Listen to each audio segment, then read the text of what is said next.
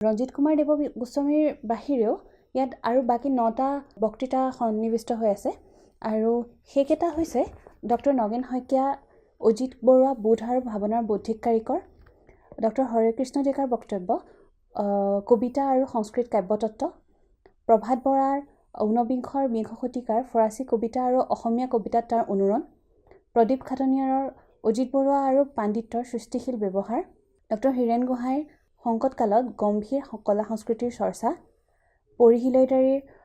অজিত বৰুৱাৰ কবিতা প্ৰেম পেৰডি আৰু পোষ্টমডাৰ্নিজম, মুনীন বায়ানৰ গদ্যৰ পৃথিৱীত অজিত বৰুৱা, অপূৰ্ব শৰ্মাৰ এখন প্ৰেমৰ উপন্যাস এটি অনুপস্থিত প্ৰেম কাহিনী আৰু কমল শইকীয়াৰ অজিত বৰুৱাৰ এলিয়ট চৰ্চা আৰু সাম্প্ৰতিক মাৰ্কিন কবিতা। এই বক্তৃতা সংকলনখন নিশ্চিতভাৱে অসমীয়া সাহিত্যৰ বাবে এক বাখৰ স্বৰূপ। মোৰ বিশ্বাস আপোনালোকে যদি এই বক্তৃতা সংকলনখন পঢ়ে তেনেহ'লে অজিত বৰুৱাৰ লগতে অসম তথা বিশ্ব সাহিত্যক